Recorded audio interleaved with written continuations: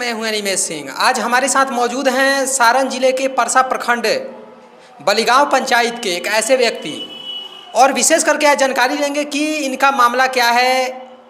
अचानक हमको फ़ोन करते हैं, फ़ोन करने के बाद पूरा इन्फॉर्मेशन देते हैं कि हमारे साथ कुछ दिन पहले ऐसा ऐसा मामला घट गया है। हम पूरा मामला जानने मामला जो है वहाँ बहुत ही पेचीदा है। हम अभी एज ए शिक्षा सेवक वहीं पे मिडिल स्कूल में हैं। इसके पहले एक दो बार मैंने आरक्षण में बीडीसी पद पे लड़ा है। जन सेवा करने का मैं प्रेरणा था वहाँ, और अभी जो है मैं शिक्षा के क्षेत्र में हूँ। मुझे ये पॉलिटिकल से कोई मतलब है नहीं, लेकिन जो लोग कर रहे हैं अपना करें।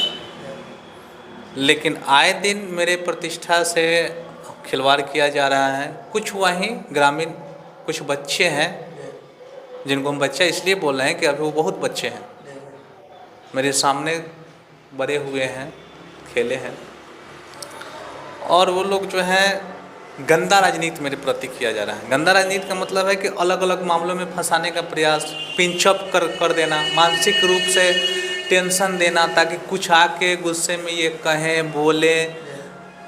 बहुत सारा बात हो सकता है, जबकि हम एक शिक्षक हैं, शिक्षक का रोल अदा करते हैं, बच्चों को शिक्षा देते हैं। अब जब हम ही जिम्मेवार पर्सन होकर यदि हर मामले में हस्तक्षेप करने लगे, जैसे क्राइम करने वाले लोगों के साथ भी हस्तक्षेप हम लोग इग्नोर करते हैं। शिक्षक का मतलब होता है हर बात हर बिंदु पे जो गलत है उसको इग्नोर करके अपना समाज को सुदृढ़ बनाने का प्रयास किया जाए, नहीं तो ऐसा मेरा विकल्प है।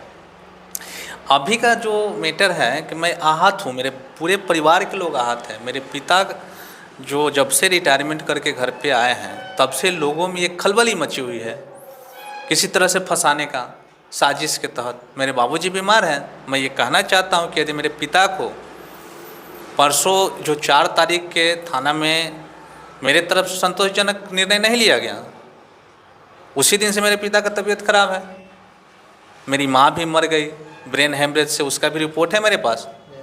मैं मैसेज करना चाहता हूँ कि यदि इसके बावजूद भी इस पर एक्शन यदि प्रतिनिधित्व करने वाले लोग और प्रशासन के लोग और माननीय मुख्यमंत्री, हमने डीजीपी को जो आवेदन किया था, डीजीपी सर को, एसपी सर को, एसएसपी को, डीएसपी को, उस आवेदन का जांच अभी तक सही से नहीं हुआ। थाना पे ये लोग अपना वर्चस्व कायम करके, कुछ लोग जिसके ऊपर हमने ये किया, वो अपने अलग अलग तरीके से वहाँ पे अनेकों तरह के लोगों को बुलाएं और मामला को जो है वहाँ पे दबाने का प्रयास किया गया, सुलेनामा लगाने का प्रयास किया गया। हमने लगाया, बहुत सारे लोग दबाव में लगाए, लेकिन जांच का निष्पादन किया तो गया, लेकिन जांच सही तरीके से मैं संतुष्ट नहीं हूँ।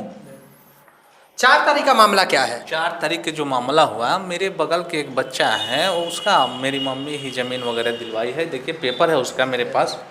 उस ज़मीन में 2 तरह से लिखा गया। वो गलती किया है अनिल दुबे, मैं नाम के साथ बोलना चाहूँगा। मेरे बगल के पड़ोसिया हैं, उनको भैया हम बोलते हैं, सम्मान भी करते हैं उनका, लेकिन उन्होंने मेरी माँ के साथ गलत किया। मैं ये मैसेज कर चुका हूँ उनको कि भाई जी जो भी आप किए हैं वो ज़मीन जो है आप देख लीजिए, आप गलत किए। आप जो ज़मीन आपके दादाजी लिखते हैं वही ज़मीन आप 2002 में लिखते हैं, इसका क्या मतलब है? मेरी माँ पढ़ी लिखी नहीं थी, अनपढ़ थे, असाक्षर महिला थी, और एक असाक्षर महिला अपने बेटा को बीएड कराती है, पीजी कराती है, जो मैं शिक्षा के बदौलत आपके पास पहुँचा हूँ। यही लोगों में खलल है, यही जलन का स्रोत है कि एक कमज़ोर घर का, कमज़ोर वर्ग का लड़का इतना आगे क्यों है? हम लोगों को कोई मतलब, हम लोग कितना हूँ इसके ऊपर जाल फेंक रहे हैं, फंसने का प्रयास नहीं कर रहा है। अरे भाई, शिक्षा में वो ताकत है। बाबा साहब अम्बेडकर के द्वारा कहा गया कि शिक्षा वो शेरनी का दूध है जो पिएगा दहाड़ेगा। मैं तो वही कह रहा हूँ कि आप भी, हम अपने अगल बगल आस पड़ोस के जितने भी मेरे समुदाय के लोग हैं, शिक्षा के प्रति आप जागरूक होइए। मेरे पीछे मत पड़िए। मैं जो हूँ, मुझे जो करना था इस समाज के लिए मैंने किया, आज भी कर रहा हूँ।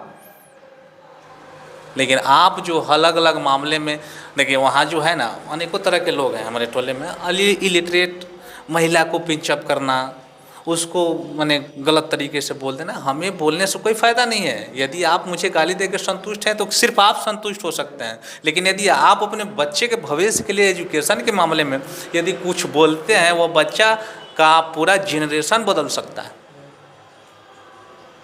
मुझे परेशान कर मत कीजिए। मैं एक और मैसेज करना चाहता हूँ अपने ग्रामीण भाइयों को कि देखो भाई, मुझे जीने दो, मैं भी इंसान हूँ। और मैं मैसेज इसलिए कर रहा हूँ कि जब दरिया में नाव चलती है और डूबने के कगार पे हो तो उसका खेवैया भी डूब जाता है। और तारी पीने वाला का बेटा आपसे कह रहे हैं कि रंगदारी पर आ जाता है। तारी पीने वाला का बेटा रंगदारी करेगा? और जो एक संस्कारपूर्ण घर का एक लड़का है जिसका पूरा परिवार एजुकेटेड पर्सन है, मेरे पिताजी सेंट्रल गवर्नमेंट से रिटायरमेंट भारत सरकार में नौकरी किए हैं। एक बिहार पुलिस के 112 जो गया था उस दिन हमारे दरवाजे पर, उनको बूढ़ा बोला कि बूढ़ा, बूढ़ा भी कम नहीं है। तो हम उनको भारतीय संविधान के अंतर्गत मैंने बोला कि सर आप अनडिसिप्लिनर मेरे पिता से पेश नहीं आ सकते हैं, क्योंकि सीनियर सिटीजन का भारतीय कानून में क्या रोल है, उनके साथ कैसे पेश आना है, ये आप नहीं पढ़े हैं। सीआरपी से इंडियन पैनल कोड में क्या लिखा हुआ है आपको पता नहीं, क्योंकि आप मैट्रिक इंटर पे बिहार पुलिस में सिपाही बने हैं। कहिएगा तो कानून की बात भी हम लोग जानते हैं, ऐसी बात नहीं है। तो मैं यही कहूँगा कि मामला जो है शांतिपूर्ण ढंग से हमको जीने दें। हमारे बच्चे हैं छोटे छोटे, वो लोग अनमैरिड हैं जो मेरे प्रति पड़े हैं पीछे, उनको क्या है, लेकिन हमारे तो बच्चे हैं, उनकी भी भविष्य देखना है। हम अपने बाल बच्चे के जीवन को सुदृढ़ बनाने के लिए हम अपना काम कर रहे हैं एजुकेशन के मामले में। यदि हमसे हम ये भी कहना चाहते हैं कि समाज के लोगों को यदि कहीं ठेस पहुंची है, हो सकता है कि ऐसा नहीं कि हम अपने बचाव में बोल रहे हैं, यदि हो सकता है मैं भी मनुष्य हूँ, मुझसे कहीं गलती हुई हो, तो उसके लिए मैं समाज के लोगों से ये भी कहना चाहता हूँ कि आप सामने से मुझे समझा सकते हैं।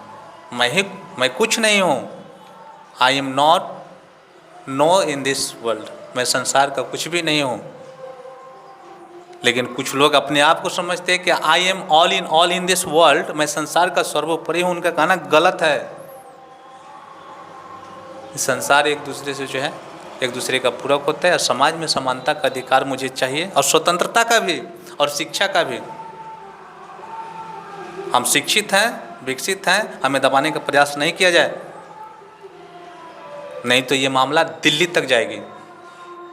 प्रशासन के माध्यम से क्या विशेष सपोर्ट अभी मिल रहा है आपके साथ?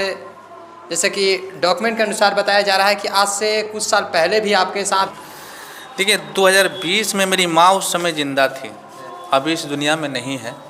10 फरवरी 2023 को मेरी मम्मी मेरे ही गोद में प्राण दी है। तब से मैं आहत रहता हूँ उनको भी लेके। अब एक बेटा का माँ उसके गोद में मर जाए, उसके लिए इससे बड़ा दुख क्या हो सकता है? समाज के लोगों को समझना चाहिए। उस समय भी पिंचअप कराया गया, उस समय भी मैं बर्दाश्त किया हूँ, बहुत बर्दाश्त किया हूँ। मैं क्या कहूँ? 2020 में देखिए, 2020 में 1/6/2020 को मैं सिविल कोर्ट से जो है जिस व्यक्ति के साथ मेरा मामला हुआ, ग्रामीण लोगों के दबाव में, जिसमें मुखिया उस समय थे, मैं नाम नहीं लेना चाहूँगा क्योंकि नाम लेने के बाद भी लोगों में खलबली मच जाती है। मुखिया सरपंच के माध्यम से इसको डिले कराया गया कि आप लोगों में आपसे ही समझौता कर लीजिए और सामाजिक स्वार्थ बना रहे। मैंने भी देखा कि समाज में रहना है, हो सकता है बच्चा ये कहीं सुधर जाए, लेकिन वो बच्चा सुधरने का नाम नहीं बल्कि और ही बिगड़ने का नाम लेते जा रहा है। अब देखिए दूसरा का बात है, अभी का जो मामला है, एसपी सर को यही आवेदन मैंने किया था। एसपी सर के द्वारा ये जांच लिया गया, भेजा गया जांच में। यही जांच के क्रम में हमारे दरवाजे पे पुलिस जब आती है तो लोगों में ये जो विपक्षी दल के लोग हैं उसमें खलबली मच जाती है, और लेकर हमको कल हो के जैसे ही टीचिंग प्रोफेशन के लिए 9:30 बजे हम विद्यालय जाते हैं, पता चलता है कि आपके दरवाजे पे कुछ गुंडों मवालियों के साथ ये लड़का लोग जो है गाली गलौज करना शुरू कर दिया।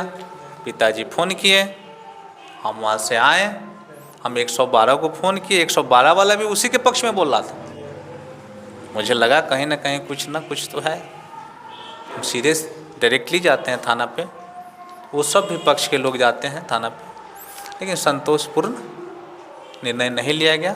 हाँ, सुलेनामा सामाजिक स्वार्थ को बनाए रखने के लिए मैंने लगाया, मेरे पिताजी भी लगाए। मेरे पिता का उम्र 62 ईयर्स है, जो कि बीमार हैं, और मेरे घर पे मेरे अलावा एक छोटा छोटा दो भतीजा है। मेरे भैया लोग विदेश रहते हैं। पूरे परिवार का जिम्मेवारी मेरे साथ है। परिवार का जिम्मेवारी भी है साथ में, जानते हैं, टीचिंग भी कराना है, पिता बीमार हैं वो भी देखना है। मेरे पास तो इतना ना टेंशन खुद अपने घर का काम कराते हैं कि एक्स्ट्रा सोचने का कोई मौके नहीं है। उसके बाद भी लोग पिंचअप करते हैं। बताइए उस व्यक्ति पर क्या गुजरेगा। आज मैं यहाँ चैनल, लोगों को लगेगा कल होके न्यूज़ देखेंगे, देखो वहाँ तक मामला लेके चला गया। अरे भाई क्यों नहीं, मैं घुट घुट के ज़िंदगी नहीं जी सकता। ये संविधान मिला, अधिकार मिला 1947, 15 अगस्त 1947 को देश जब आज़ाद हुए, मेरे जैसे क्रांतिवीर नेता भगत सिंह के द्वारा जो फांसी पे चढ़ गया, हमको मरने डरने से ये सबसे कोई मतलब नहीं रहता है।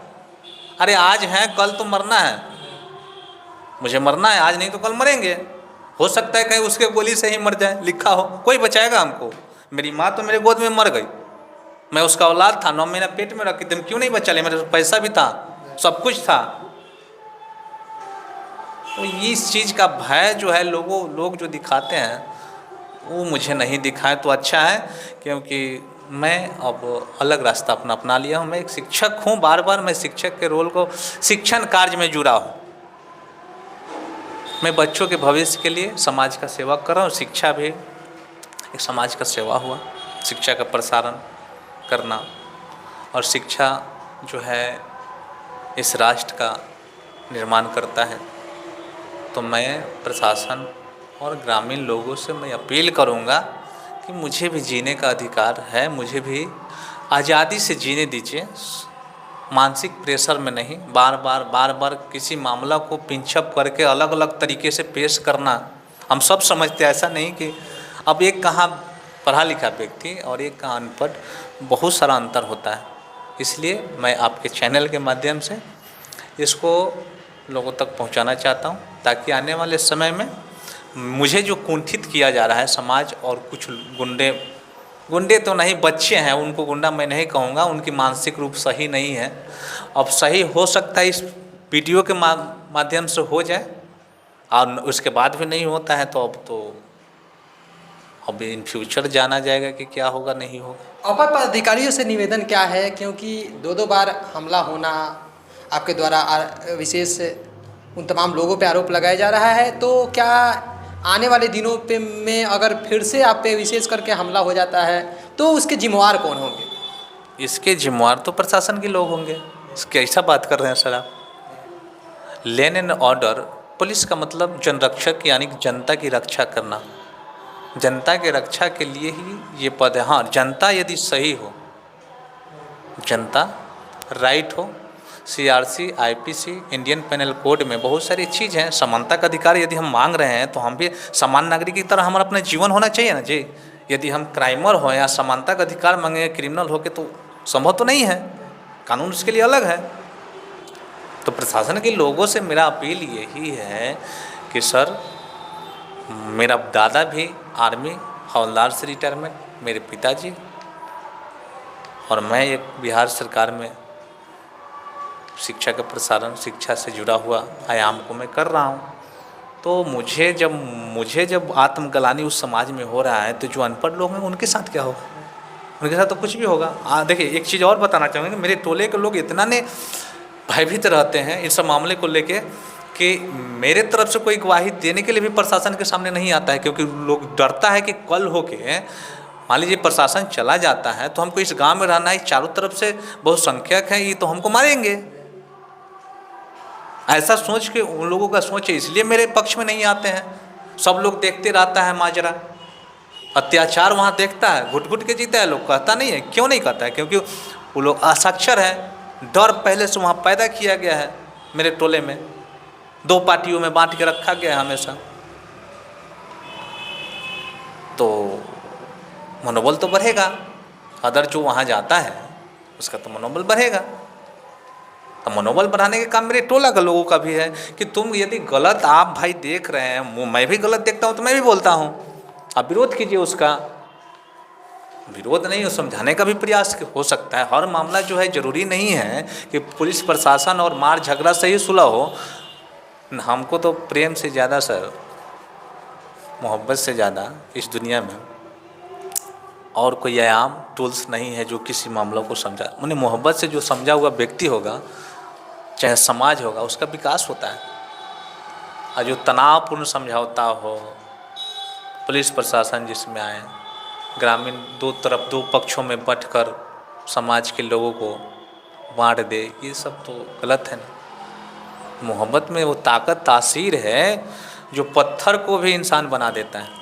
हम तो इंसान हैं, आप मोहब्बत से पेश आइए, हमें भी सम्मान दीजिए, मैं आपका सम्मान देता हूँ। Give respect in take respect कहा गया ना कि यदि कोई व्यक्ति सम्मान चाहता है तो पहले सम्मान करना सीखे। आप किसी को सम्मान दीजिएगा तो आपको सम्मान मिलेगा। अब इससे ज़्यादा मैं क्या कहूँ। तो मोहब्बत की भाषा में समझता हूँ, ना तलवार की, ना गोलियों की बौछार की, और ना किसी की धार की। मैं समझता हूँ प्यार की भाषा, इसलिए प्यार से पेश आइए। मैं आपसे अलग नहीं हूँ, ना समाज के किसी लोगों से अलग हूँ, लेकिन मैं बड़ी आहत होकर आज मैं ये कदम उठाया हूँ। यदि मेरे समाज के बहुत सारे जाति और धर्म के लोग मेरे समाज में, यदि किसी को बुरा लगता है मेरे चैनल के इस माध्यम से जो भी मैंने कहा दुख दर्द को, तो इसके लिए मैं क्षमा प्रार्थी भी हूँ, क्योंकि आप उस समाज में हैं, बरसों से इस बात को जान रहे हैं, फिर भी 10 लोग आके उसको नहीं रोक रहे हैं कि हाँ जी तुम बार बार इसके साथ क्या मामला है तुम्हारा, एक बार हो गया। हमेशा से टॉर्चर किसी को करना, मानसिक रूप से प्रसारित करना, कहीं मेंटलिटी घिसक गया एक पक्ष का, तो वहाँ तो कुछ ना कुछ मामला बढ़ ही जाएगा। बहुत सारी चीज़ है। अब क्या कहें,